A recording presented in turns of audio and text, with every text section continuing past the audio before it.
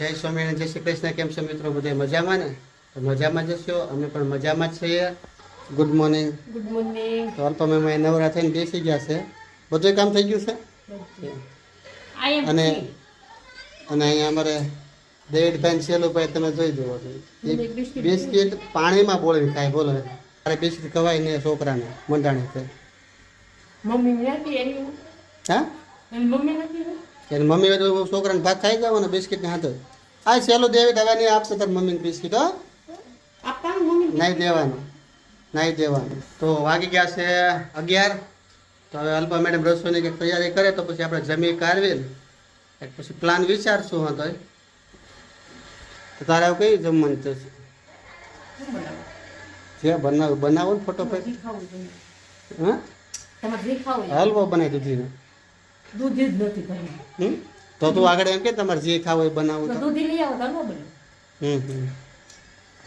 બાયુનું કામ કેવું હોય ખબર છે? પેલા આપણને એમ કે તમારે જે ખાવું હોય ને એમાં તમે બનાવી દેવું, બરોબર. પણ પછી આપણે એમ કહીએ ને કે મારે ઓલી વસ્તુ ખાવી છે, ઓલી વસ્તુ ખાવી છે, તો એમ કે નથી, ઓલું નથી, આ નથી. પછી હાંજે વાત પેલાને પૂરી થઈ જાય ને મગજ મારી, એટલે પછી શું થાય ખબર છે? પછી એમ કે મેં ઢોકળાનો હાથો જ નાખ્યો છે. એટલે આપણો શું છે, મગજ ખાય ખોટો એમ વધે. આ બાયુને અમુક ટેવ એવી હોય. પછી એટલે એમ કે ભાઈ હોય કે સાચી વાત ને? હે, તું ભલે ના પાડ, વિચાર કાંઈ નહીં, તું ભલે ના પાડ. શું છે? મંગળસૂત્ર છે. તેમ કેમ તોડવાનું છે? મૂકી દેવાનું છે તો તું આ કંઈક સારું બને સાંજે બનાવશું આપણે, બરાબર. અત્યારે બપોરનું બને ને સાંજે. હા, એ બનાવો. હાલો ફટાફટ. હા, હાલો તો મિત્રો, બપોરની રસોઈ બને જમી કાઢવી પછી પાછી વિચારશે. બપોરની રસોઈ બનવા મળી છે. કાઠિયાવાડી રોટલો. કેમ ફૂલ ફાવી ગયા? ભીંડાનું શાક થઈ ગઈ છે. રસોઈ તૈયાર કમ્પ્લીટ. પેલો રોટલો સડી જાય, શાક જરીક સડી જાય, પછી ખાવા બે દે. ને ઓલા એટલે ત્રણ રોટલા ખવાઈ જાય આપણે. ઓલા બેને કાંઈ ખાવા નાસ્તો દીધો જ નથી. અડધો અડધો રોટલો સોળી દે ને ખાઈને ભૂઈ જાય 5 મિનિટ. તારે આખો રોટલો ખાવાનો છે? અડધો? મારે દોઢ. શેનો તમે કેટલો રોટલો ખાવા બે ભાઈ? હા, તું એક રોટલો ખાય, તું દેવે બીજો ખાય. કાર્ટૂન આવે ને એટલે એમાં જાન છે, કાર્ટૂનમાં. હાલો તો આપણે બેસી જઈએ જમવા. હાલો મિત્રો, આપણે બેસી જઈએ જમવા. જમીન પછી મળી જાય. તો મિત્રો, આપણે આરામ કરી અને ફ્રી થઈ ગયા છીએ અને બેસી ગયા છીએ રોંઢો કરવા. રોંઢો એટલે રોંઢાને આપણે નાસ્તો. રોંઢામાં તો ઝીણી સેવ, એથી જાડી સેવ અને ઈદથી જાડા ગાંઠિયા અને સેવડો, અને સાથે આપણે જે દાબો નાખ્યો હતો એ કેરી છે. જોઈ શકો છો, મસ્ત પાકી ગઈ છે કેરી આપણે, ફર્સ્ટ ક્લાસ. શેલુભાઈ બેસી ગયા છે, સામે દેવીભાઈ બેસી ગયા છે. અલ્પમેડેમાં ત્યાં ચાલુ કરી દીધું છે કકડાવવાનું. કેમ કેરી રેડી પાકી ગઈ? એટલી બધી ભૂખ લાગી છે. આરામ ફૂલ થઈ જાય પછી ભૂખ ન લાગે. આરામ થઈ ગયો ફૂલ. આરામ ફૂલ થાય ને એમ બધું વજન વધે, એટલે એનું ખવાય ને. થઈ કેમ તું ભાઈ ના પાડશો ખાવાય? હે, હાલો બધા આવી જાઓ રોંઢો કરવા. મજા જ આવ્યા કરે. આરામ થઈ જાય ને એટલે એમ થાય કે ખાવું છે. હાલો તો નાસ્તો તો મિત્રો, હવે સાંજ પડી ગઈ છે. તો હવે મેડમને પૂછીએ કાર્યક્રમ શેનો છે, કે આજે સાંજે શું બનાવવાનું છે. કે ખારું વ્યવસ્થિત ખવાય એવું હોય કંઈક. બધું અંદર થોડુંક વેજીટેબલ નાખીને એવું કંઈક બનાવે. તો હલકું ફૂલકું ખાવું હોય તો એમ કહો તો ઉપમા બનાવી. ઉપમા ખાવા કે ઉત્પમ ખાવું કે ઉપમા ખાવા? તો હું તમને પૂછું, ઉત્પમ ખાવું, ઉપમા ખાવા કે ગબગોટા ખાવા? હા, તો ઉત્પમ ને શું ફેર આવે? ઉપમામાં આપણે રવો બનાવીએ ને એવું બને. હા, ઉપમા ઢોસા જેવા બને, પરોઠા જેવા. હા આપણે પુડલા બનાવી એને ઉત્પમ કહેવાય. એને ગબગોટા તો આપણે ગોળ ગોળ બનાવી. જે ખાવું એ બનાવી. ત્રણમાંથી એક વસ્તુ બોલો તો બનાવી. તો કાંઈ નહીં, આપણે શું કહેવાય, ઉત્તપમ. ઉત્પમ બનાવો. સાદું સરળ હલકું સાદું, ફૂલકું ફટાફટ સરળ. બની જાય. ઉત્પમ બનાવો તો આપણે ખાઈ નાખીએ. અંદર બીજું કંઈ નાખવાનું હોય ખાલી કાચું જ આવે મને. કાચું એટલે વઘાર કાંઈ નહીં પણ કાચું જ હોય. લીલી ચટણી હારે ટોપરાની. બરોબર. હા તો હાલો એ બનાવો. ગાંઠિયા નીચે દઈ જાઓ સારું. ગોઠવાય એકદમ સરસ સુકાઈ ગઈ. કેરીના ગોઠલા ભેગા કર્યા છે. ત્યાં હુકાઈ ગયા છે. હમ. આને તો ડાયરેક્ટ જ આપણે ગોઠલા બાફીને બનાવવાની છે, નવી રીતે બનાવવાની છે. બરાબર? તો કાંઈ વાંધો નહીં. તો અમે ગોઠલીનો મુખવાસ કઈ રીતે બનાવીએ છીએ બરાબર, તો એનો પણ વ્લોગ બનાવશું. વ્લોગ પૂરો જોજો, લાઇક શેર સબસ્ક્રાઈબ કરજો, તમારા ગ્રુપમાં શેર કરજો.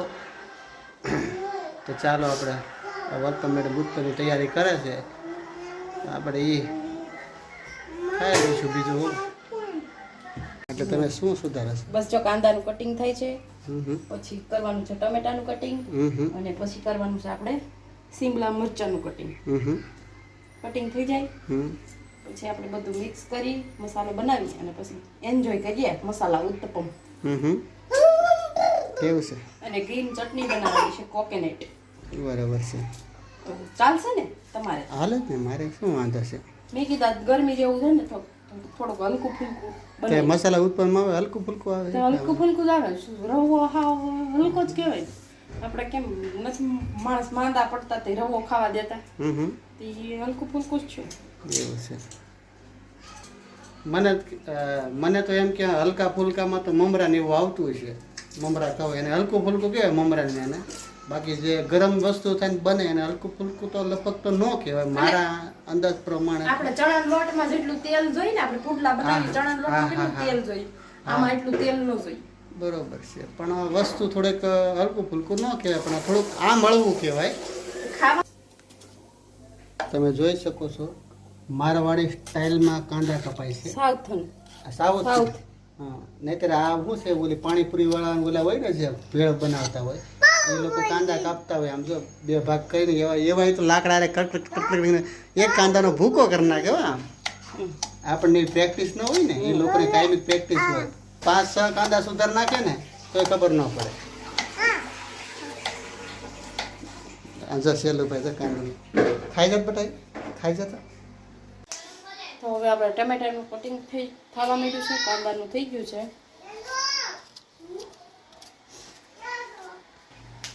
તો હવે આપણે કરવાનું છે મરચાંનું કટિંગ. તો પહેલાં આપણે થોડું શિમલા મરચાં નાખી દઈશું. બીને બધું કાઢી લઈએ. તો આપણું વેજીટેબલ કટ થઈ ગયું છે, બધું મિક્સ કરી દઈએ. તો મિક્સ કરી અને આને થોડી વાર મૂકી દેશું. આપણે પહેલા ગ્રીન ચટણી બનાવી દઈએ. તો આપણે બનાવવાની છે ગ્રીન ચટણી. તો ધાણા કટિંગ થઈ ગયા. હવે આપણે નાખી દઈશું શિંગદાણા. શિંગદાણા નાખી પછી ઝીણું મરચું કટિંગ કરી નાખી. 2 મરચી નાખી કેમ કે તીખી થાય, છોકરાઓ ખાઈ ન શકે એટલે. પછી આદુનો કટકો નાખી દઈશું.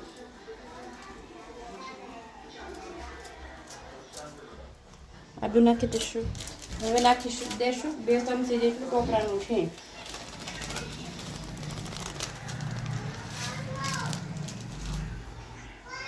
ચાટ મસાલો,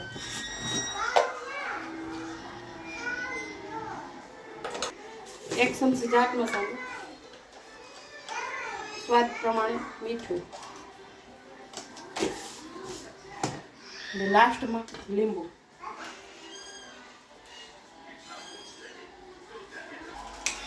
તો આપણે મિક્સર જાર મૂકી દીધી છે. તો આપણે ગરમ પાણી નહીં, ઠંડુ પાણી થોડુંક એવું નાખીશું કેમ કે આપણે ચટણીનો કલર એકદમ ગ્રીન જળવાઈ રહે એ માટે ઠંડુ પાણી નાખીએ. તો હવે આપણે ચાલુ કરી દઈએ.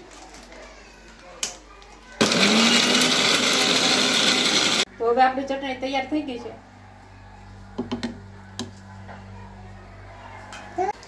ચટણી અને બધું બની ગયું છે. તો હવે આપણે ઉત્પમ બનાવવાની તૈયારી કરી લઈએ. આપણે રવો પલાળી દીધો તો અડધી કલાક પહેલાં. આપણો રવો મસ્તીનો એકદમ પલળી ગયો છે. તો આપણે એમાં છાશમાં પલાળ્યો તો એટલે હવે મીઠું જ નાખવાનું છે. તો નિમક નાખી દઈશું સ્વાદ અનુસાર. પછી નાખી દઈશું, મિક્સ કરી દેવાનું.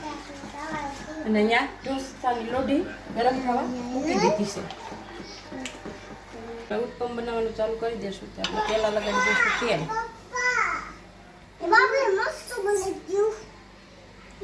હવે નાખી દઈશું આપણે ઉત્પમના બેટર.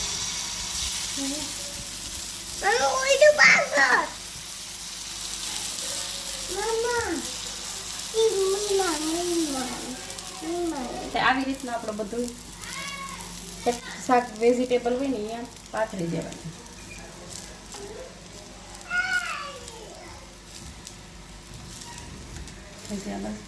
ભરવાનું બસ.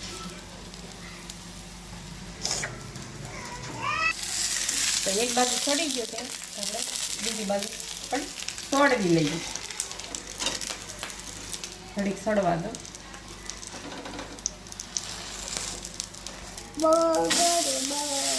તો આ રીતના આપણે છોડવી નાખીશું.